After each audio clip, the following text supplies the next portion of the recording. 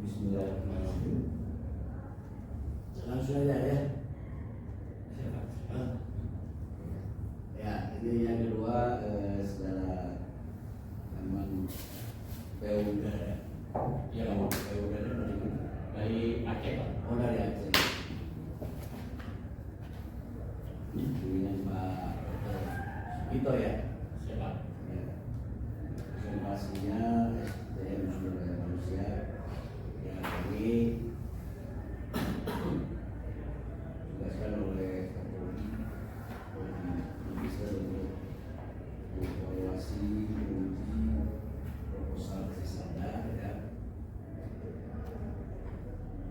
Pak Sugito selaku pembimbing dan sekarang juga menjadi yang membuat ini lalu bahas ada nanti untuk presentasikan kira-kira mau lihat apa? Mau lihat ya, silakan mau masuk aja dulu. Anak kelas gitu Pak.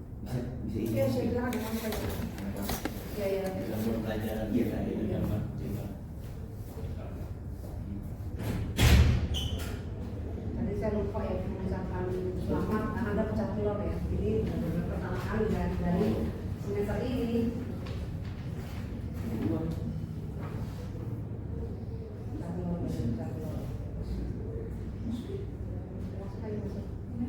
Ya, kalau silakan. Coba. Ya, ini nanti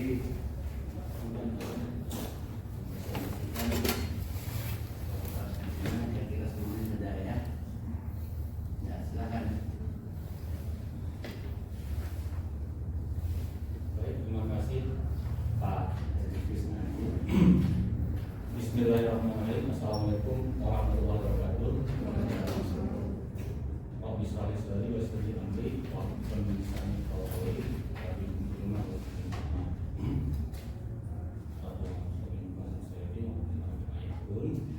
yang kami hormati Bapak Dr. Sugito Effendi SE MSI selaku dosen pembimbing, yang kami hormati Bapak Dr. Amin dari SGMM, yang kami hormati Dr. Heri Krisnandi SGMM. Kemudian pertanyaannya, izinkan saya bernama Herman Pogada, Bapak. Saya kebetulan dari Aceh dan mahasiswa sarjana dengan STM untuk mempresentasikan proposal pada hari ini. Alhamdulillah atas menginginkan prosedur ini hari ini sudah langsung kita bahas dengan judul pengaruh kepemimpinan visioner budaya kerja dan pengembangan karir terhadap kinerja pegawai melalui motivasi kerja di Direktorat Jenderal Penataan Agraria. Jadi izin Bapak Ibu sekalian, kebetulan yang kita coba teliti di kantor kita sendiri. Kebetulan saya bekerja di Kementerian BPN di Direktorat Jenderal Penataan Agraria. Next. Latar belakang penelitian, kita melihat data dari LADIP. Ternyata ada fenomena kinerja pegawai di Dirjen Penataan Agraria yang kurang optimal. Jadi 10 menit ya. Karena kualitas kerja pegawai melaksanakan jumlah tanah ya yang diregis sebagai tusi dari Dirjen PNH sendiri 47,8%. Terdapat keluarga penerima akses reform itu terrealisasi hanya 26,47%. Dan daya tangkap pada pelayanan pertimbangan teknis pertanahan itu 82,03%. Maka dengan secara data kita bisa sama-sama jumlah luasnya masih kurang 47,18 sebagai tusinya. Apa yang menyebabkan hal ini? Ternyata peneliti mengasumsi hipotesi awal disebabkan karena kemungkinan visioner budaya kerja dan pengembangan karir yang masih kurang optimal. Nah, berkaitan dengan hal yang sama, kita kita coba melihat case research, Bapak sekalian. Dalam hal ini penelitian ilmiah dan Cornelia Tamlin itu menyatakan kepemimpinan visioner berpengaruh terhadap kinerja pegawai. Namun penelitian Kregar menyatakan gaya kepemimpinan tidak berpengaruh. Nah, ini ada dua teori yang menyatakan berbeda. Penelitian Santi et al. Juga menyatakan kepemimpinan budaya pengembangan karir secara parsial berpengaruh terhadap motivasi kerja. Namun penelitian Sugiono dan Raharjo menyatakan budaya organisasi dan gaya kepemimpinan tidak berpengaruh terhadap kinerja. Oke, maka di sini ada konflik dalam penelitian. Nah, dalam gap teoretik juga terdapat perbedaan, ya, terdapat perbedaan teori di mana variabel penelitian dari Ajak menggunakan budaya kerja untuk mengukur kinerja, sementara penelitian Sregar et al. Menggunakan gaya kepemimpinan. Maka alasan peneliti budaya organisasi membentuk norma dan aturan dalam organisasi. Hal ini memiliki kecenderungan menggunakan budaya organisasi. Oke. Dalam hal ini rumusan masalahnya ada 10, yaitu apakah terdapat pengaruh kepemimpinan misalnya terhadap motivasi kerja, pengaruh budaya kerja terhadap motivasi kerja, pengaruh pengembangan karir terhadap motivasi kerja, pengaruh kepemimpinan visioner terhadap kinerja pegawai, pengaruh budaya kerja terhadap kinerja pegawai, pengaruh pengembangan karir terhadap kinerja pegawai, pengaruh motivasi kerja terhadap kinerja pegawai, pengaruh kepemimpinan visioner terhadap kinerja pegawai melalui motivasi kerja, pengaruh budaya kerja terhadap kinerja pegawai melalui motivasi kerja, pengaruh pengembangan karir terhadap kinerja pegawai melalui motivasi kerja. Oke. Dalam kerangka teoritis kinerja pegawai ada beberapa rujukan. Yang pertama dari Matis itu capaian hasil kerja pegawai dalam melaksanakan tugas pokok, itu dimensi indikatornya adalah kuantitas output. Mutu hasil kerja pegawai disajikan dalam pelaporan dari seluruh itu kualitas output. Nah, dari John Miner, capaian jangka waktu yang dicapai pegawai dari batasan waktu yang telah disepakati. Dalam hal ini, waktu indikatornya adalah penggunaan waktu dalam bekerja. Nah, penilaian dari upaya kerja pegawai yang telah mencapai hasil yang telah disepakati dari senam jala itu ada indikator evaluasi kerja, sehingga premisnya yang kita sepakati dalam rumusan konsepsionalnya adalah kinerja pegawai merupakan hasil yang dicapai dari pelaksanaan dalam mencapai tujuan dan sasaran organisasi sesuai dengan standar kerja meliputi kualitas output, penggunaan waktu dalam bekerja, dan evaluasi kerja. Kerangka teoritis masih di sini ada terkait dengan kepemimpinan yang visioner, yaitu dari Nanus, peran pemimpin menjadikan suatu visi. Pemimpin dapat menjadi agen perubahan, keahlian untuk mengorganisasi dan menggerakkan bawahan secara bijaksana dalam mewujudkan tujuan organisasi. Kepemimpinan dapat memulai dengan visi yang merefleksikan tujuan bersama. Dalam hal ini indikatornya adalah ada agen perubahan, keahlian atau skill, kejelasan visi.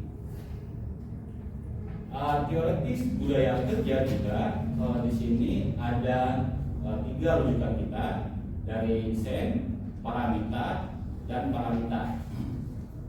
Dalam hal ini, pengorbanan pegawai dalam melaksanakan pekerjaan, khususnya terhadap pekerjaan dibandingkan dengan kegiatan lain, perilaku pegawai dalam memenuhi standar kerja serta memakan waktu kerja. Maka budaya kerja merupakan sikap dan perilaku pegawai dalam melaksanakan tugas pokok yang dapat menunjukkan kebiasaan untuk menunjukkan upaya kerja sesuai dengan tanggung jawab pekerjaannya yang didukung oleh expose values, ya, sikap terhadap pekerjaan dan perilaku pada waktu bekerja. Dan kerangka dalam pengembangan karir ada 3 upaya pemimpin untuk mengarahkan dan membimbing bawahan, upaya untuk mengembangkan sumber daya manusia sehingga memiliki kemampuan intelektual, dan dari sebagian akses informasi tentang berbagai peluang untuk dipromosikan. Sehingga pengembangan karir merupakan upaya terencana yang dilaksanakan oleh organisasi untuk memberikan pendidikan dan pelatihan yang berkesinambungan kepada pegawai, sehingga adanya perubahan status dan jabatan pegawai saat mempengaruhi saat terpengaruhinya kualitas dari pegawai yang didukung pembinaan dari pemimpin pendidikan dan pelatihan serta informasi peluang promosi. Dan yang terakhir ada teori terkait dengan motivasi kerja. Itu ada dua rujukannya, Nawawi dan Snambela, yang mana dimensi indikatornya adalah motivasi intrinsik dan motivasi ekstrinsik, sehingga kita bisa membuat sebuah konseptual premis. Motivasi kerja adalah dorongan dari dalam diri seseorang untuk melakukan upaya kerja sesuai dengan asal bekerja dan tanggung jawabnya adalah organisasi karena adanya harapan pemenuhan kebutuhan yang meliputi motivasi intrinsik dan motivasi ekstrinsik. Berikutnya adalah pengujian hipotesis. Di sini H1 ada sampai H10, yang mana kemungkinan visioner berpengaruh positif terhadap motivasi kerja di Dirjen Pentak. Budaya kerja berpengaruh positif terhadap motivasi kerja, pengembangan karir berpengaruh positif terhadap motivasi kerja, kepemimpinan visioner berpengaruh positif terhadap kinerja pegawai, budaya kerja berpengaruh positif terhadap kinerja pegawai, pengembangan karir berpengaruh positif terhadap kinerja pegawai, kepemimpinan visioner berpengaruh positif terhadap kinerja pegawai, budaya kerja berpengaruh positif terhadap kinerja pegawai, serta pengembangan karir berpengaruh positif terhadap kinerja pegawai.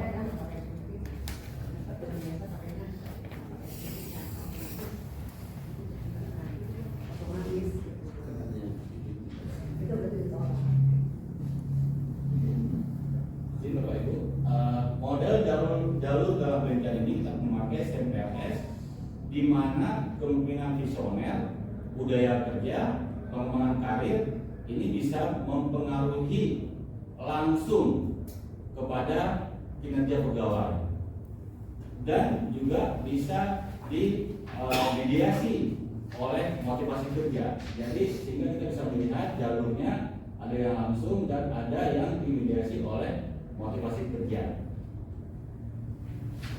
Nah, maka di sini kita menggunakan SMPLS hybrid ya untuk pengujian tesis ini. Model jalurnya seperti ini, mohon izin Bapak Ibu. Jadi ada loading faktor, bobot faktor antara variabel laten dengan indikator, koefisien pengaruh langsung antara exogenous laten variabel dan endogenous laten model. Metode penelitian yang pertama adalah jenis penelitian. Jenis penelitian kita menggunakan penelitian kuantitatif, yang mana teknik pengumpulan datanya data primer beserta kuesioner penelitian. Data sekunder yaitu ada lakip dan Renstra beserta buku dan jurnal-jurnal yang kita dapat. Terus populasi dan sampel penelitian, populasi kita menggunakan pegawai di Dirjen Pentak sejumlah 79 orang. Yang kedua, teknik pengambilan sampel menggunakan sampel jenuh atau sensus, sehingga jumlah sampel sebanyak 79 pegawai. Jadi kita ngambil 100% penuh, 79 kita ambil sampel. Alasan pemilihan sampel dari sini kita bisa melihat 10 kali dari jumlah jalur struktural terbesar yang mengarah kepada suatu konstruk tertentu. Ini menurut Head et al. Dan dalam Haryono. Jumlah struktural besarnya ada 4, yaitu jalur X1, X2, X3, dan X4 mengarah ke variabel Y. Maka 10 kali 4 sama dengan 40. Struktur yang dimaksud dalam proses ini adalah jumlah variabel independen yang mempengaruhi variabel dependen. Jumlah struktur terbesarnya ada 4, yaitu jalur ini mengulangi dulu. Teknik analisis data. teknik analisis data menggunakan partial least square structural, yang mana di sini ada 3 evaluasi model pengukuran pakai outer model, evaluasi model struktural atau ada yang inner model, dan uji hipotesis secara parsial jika T itu lebih besar 1960 dan T itu lebih besar dari T tabel, serta P value nilai probabilitas atau peluang lebih kecil daripada 0,50. Mereka bisa dikatakan signifikan secara stimulan. Demikian, karena minta waktu 10 menit, mohon izin sudah lebih Ibu dari 15 menit. Mungkin kami serahkan kepada Bapak Koordinator arahan dan bimbingan lanjutan. Terima kasih. Baik. Ya, saudara Herman Teuga, saya ingin tanya dulu apa yang menjadi objek penelitian Anda ini? Terima kasih Pak. Izin, objeknya itu adalah kinerja pegawai. Kita ada 4 variabel. Udah bener kan kita kerja pegawai gitu. Ya, Bener. ada apa dengan kinerja pegawai? Masalahnya apa? Izin Bapak, karena memang dari data yang kita coba bedah laki dan berdasarkan teori ada semacam kurang maksimal terhadap kinerja pegawai dan hasil yang menjadi tusi pegawai di direktorat jenderal angkatan dari subjek. Datanya sumbernya dari mana? Laki Pak, laki laporan kinerja pegawai. Ada dalam bentuk tabel atau dalam bentuk apa? Izin ada Bapak, ada di itu menjadi dokumen publik Bapak. Ya, nah itu ditampilkan di situ. Siap. Bahwa itu menunjukkan adanya apa? Penurunan kinerja gitu kan? Siap. Atau belum optimal gitu. Nah, mungkin Latif itu menunjukkan target 100% gitu kan. Nah, selama beberapa periode, bulan atau tahun hanya dicapai 80, 70 atau berfluktuasi lah. Nah, data itu bawahnya tulis sumber Latif gitu kan. Latif itu laporan apa? Laporan kinerja indikator pegawai. Laporan kinerja. Iya. Nah itu tampilkan data itu. Jadi hanya jangan narasi saja. Nah, itu kan orang wah ini mungkin dibuat-buat gitu kan. Tapi ada tunjukkan sumbernya, oh memang benar. Ini data dari Agraria itu. Ya. Nah, kemudian meneliti mencari tahu sebab kenapa kok belum optimal gitu ya. Anda carilah dari faktor yang mempengaruhi gitu, apa saja gitu ya. Di sini di gambar kerangka analisis Anda coba gambar kerangka analisis. Nah ini kalau saya halaman 4 itu posisi kerja itu sebagai X4. Ya. Nah sebenarnya ini karena X1, X2, X3 berpengaruh terhadap X4 kan, itu mungkin namanya Y1, kemudian kerja pegawai Y2 gitu. Nah ini variabel intervensi kan. Kalau bentuk ini Pak. Ya itu jadi Y juga, bukan X gitu. Oh. Ini saya di sini X4. Masih S4 ya. Iya. Kemudian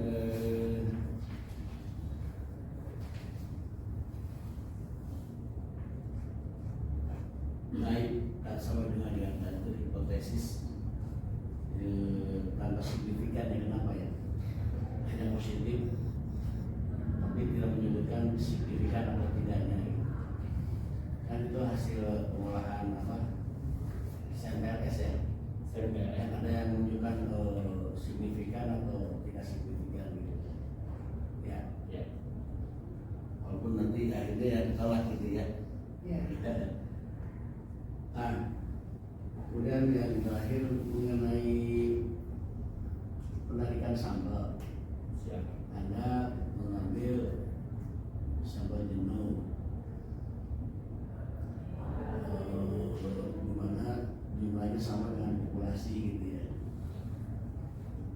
sesungguhnya kan sampel itu adalah bagian dari populasi gitu.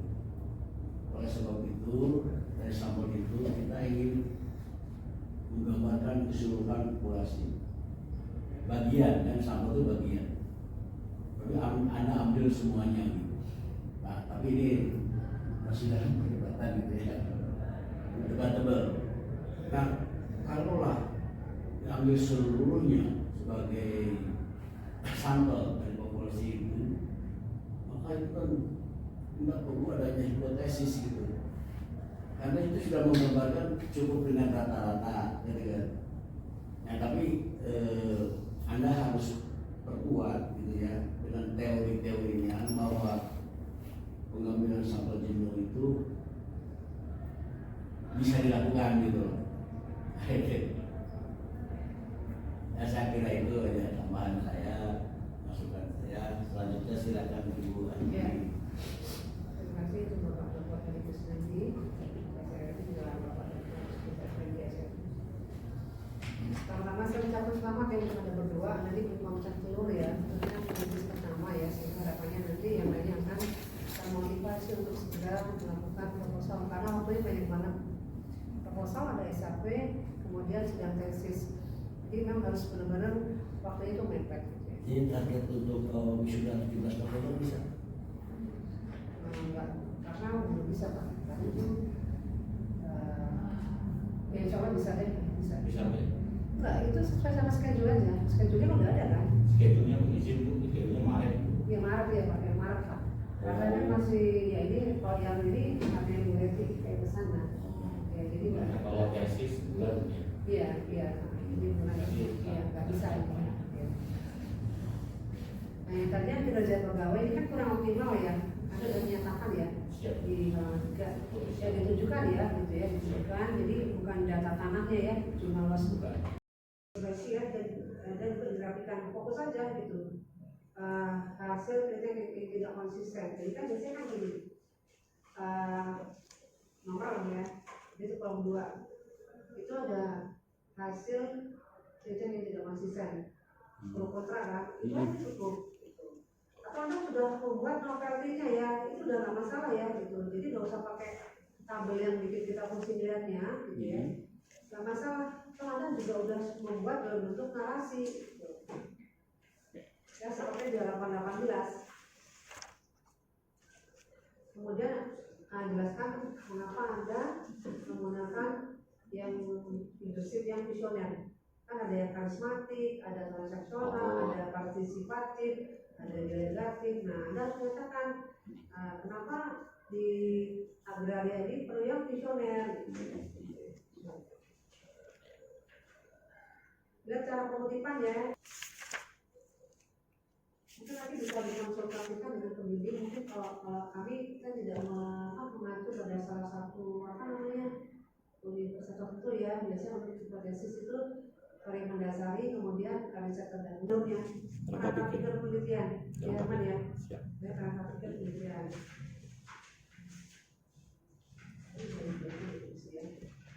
Nah, kemudian motivasi kerja coba deh. Itu indikatornya juga ya. Janganlah 3 aja. Indikatornya 3.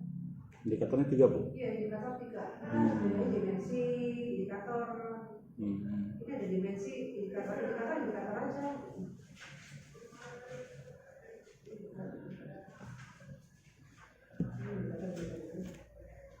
Nah, metode analisis data apa? Sudah. Itu udah ada. Sudah. Ditambahin ya, saya juga ada. Oh, baik Bu. Karena nanti gunanya pada saat akreditasi. Itu aja Pak. Sudah ada. Silakan Pak. Terima kasih Bu masukan dari Dr. Andi dan Pak Dr. Heri Kusnandi. Oke, saya dari Mas ya. Jadi di latar belakang untuk peneliti pendahulu itu yang perbedaan aja, jangan buahnya terlalu banyak ya. Iya. Apalagi nanti kalau sudah di jurnal itu enggak terlalu panjang, makanya dibagikan saja yang adanya perbedaan aja. Baik. Terus lagi katakan ada tadi jangan salah kalimat ya. optimal kinerja. Jadi jangan istilah maksimal itu eksploitasi berdasarkan sumber dari banyak sumber. Sehingga alur dari validitas itu harus terpenuhi.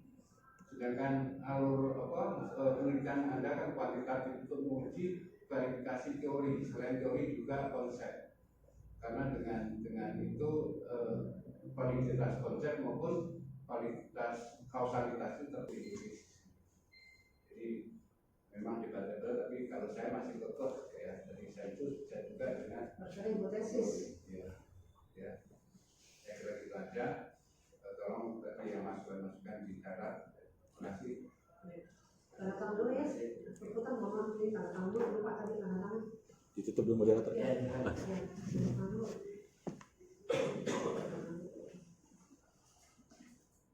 Oke. Kalau sudah hipotesis, Pak, nggak mungkin dari hipotesis. Karena kan nggak bisa orang buat premis, nggak semuanya hipotesis. Premis itu bakal pikir. Jadi karena kita harus deduksi dan induksi ya. Jadi sistematika penulisan itu harus memenuhi daripada deduksi dan induksi. Itu pakemnya sistematis itu. Jadi prasyarat dasar karya ini harus sistematis. Salah satunya adalah pola pikirnya deduksi dan induksi, itu yang kita pakai. Karena banyak yang ingkar sistematis, banyak saya lihat karyanya ingkar pada konsep dasar daripada sistem. Susah lihat banyak. Karena saya untuk memulihkan daripada yang ingkar daripada sistem tadi, saya kembali kepada sistem. Karena salah satu pusatan sistem logika yang empiris, sistematis dengan alur berpikir dan itu prasyarat dasar. Yang dengan premis itu pangkal pikir premis mayor untuk mengkonklusikan, menghasilkan suatu bentuk hipotesis untuk menjawab permasalahan. Induksi, sedangkan untuk Kalau oh iya, baik kalau begitu sudah selesai. Alhamdulillah. Nanti kita akan duduk dulu ya. Silakan. Tutup aja itu. Terima kasih kepada Bapak Rasul Membimbing dan penguji, Pak Moderator, beserta teman-teman atas dukungannya. Dan lebih kurang mohon maaf dan saya akhiri. Assalamualaikum warahmatullahi wabarakatuh.